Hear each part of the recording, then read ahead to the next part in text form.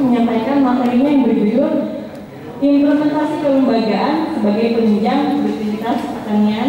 Bapak diberikan waktu 20 menit. Silakan, Pak.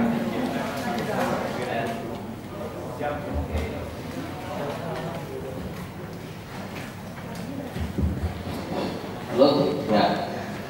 Bismillahirrahmanirrahim. Assalamualaikum warahmatullahi wabarakatuh. Syukur kita lakukan kepada Allah SWT. Selamat salam kita sampaikan. Pertama, saya ucapkan terima kasih atas pembukaan ini berdiri di sini oleh panitia pelaksana ya dan DPW Komposisi dua juga Bu Arti, Yusdiarti. Ini Bu Arti ini tuh Arti, Yusdiarti. Nama bilangnya Yusdi aja. Dua-duanya Arti. Kemudian Pak Mita dan dua pembicara satu nggak hadir. Jujur aja, saya duduk di sini agak malu juga, tidak terlalu tua. Ini bimbingan saya ini. Saya ngajarin, sekarang jadi tokoh. Alhamdulillah. Pak Nabil saya ngajarin bimbing jadi anggota DPR. Kok Pak Pendi ya jadi gini aja. Alhamdulillah. Bu Arti dulu saya tahu waktu di Mida dia sepedaan di Amalia. SD ya, KSD ya. Dari dulu Bu Arti itu cantik juga, sekarang cantik juga. Jadi sudah tua ya. Mudah-mudahan ya ini kehidupan ya. Tapi saya alhamdulillah bisa bertemu dengan adik-adik, bahkan anak-anak ya. Anak saya 29 Februari ini sudah hidup ya. Jadi yang tertua di sini mungkin anak-anak saya. Alhamdulillah lagi siap-siap studi ke Amerika. Jadi doain aja. Kemudian saya diberi tugas untuk judulnya ini pertama implementasi kelembagaan sebagai penunjang produktivitas pertanian. Setelah saya dengar kok terlalu sempit ya. Lembagaan hanya mendorong tingkat produktivitas gitu ya. Jadi saya coba membangun daya saing agak keren dikit ya. Daya saing petani ya. Atau daya saing pelaku agribisnis lah.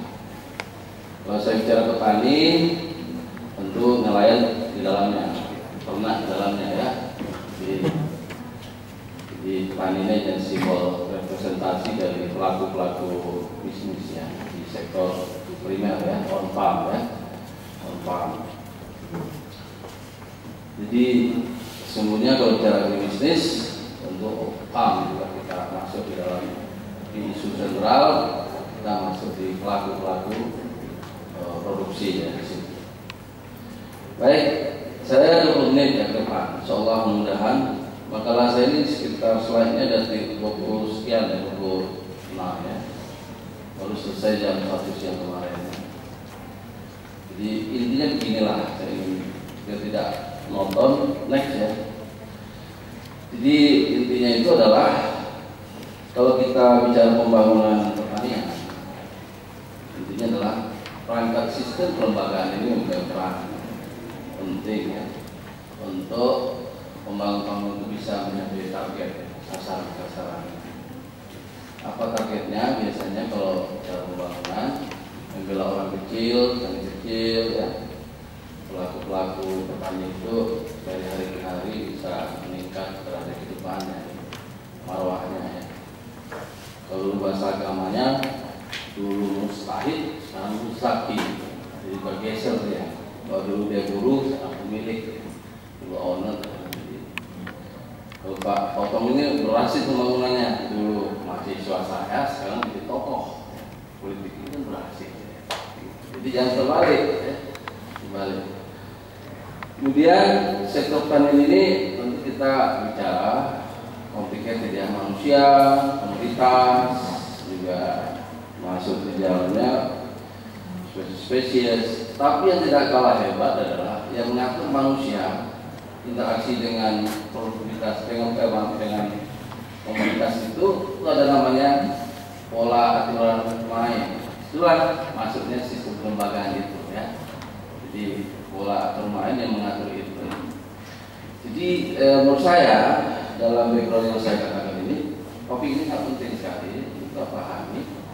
Bahkan kalau kita kaji literatur masa-masa ekonomi, sebenarnya ada 3 pendekatan kalau sebenarnya. Kita melihat ada namanya scarcity dalam konteks kelangkaan segi sumber daya alam, sehingga nasib petani miskin, bermah ya.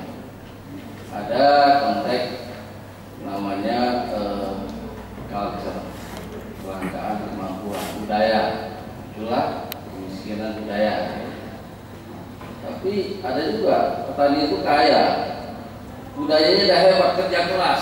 Petani kita itu sumber daya alam, tanah tadi. Erwin Antoni dan katakan tongkat kayu dan apa bisa jadi tanaman, tak? Sebenarnya kaya raya Indonesia. Budaya juga hebat, kerja keras, bangun pagi sudah subuh 20 sawah, ya kan? Melakukan bisnis, kerja keras. Tapi kok miskin dia? Kayaknya. Ada nama yang ketiga, itu oleh Julian Stewart, scarcity institution. Jadi kelangkaan kelembagaan di situ. Disitulah melahirkan kemiskinan struktural. Nah, ini bagi mereka yang suka memberontak, ya, yang pejuang-pejuang, dia senang sekali hal seperti ini. Jadi ketidakadilan itu terjadi. Petani kerja keras, hasilnya tinggi sekali, tapi kok marginnya dikit dapat. Sementara yang nggak kerja, ngomong-ngomong, margin gede. Itu namanya tidak adil, ya.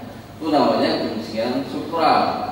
Nah, disinilah peran kelembagaan ini masuknya. Jadi perkembangan saat ini kajian-kajian keilmuan ada namanya ekonomi kelembagaan, ya.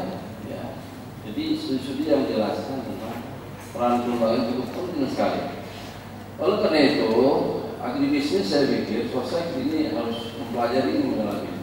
Ini ranah kita. Makanya disertasi doktor saya tentang ini, analisis sistem kelembagaan yang melihat mulai dari kecil yang ada di sisir.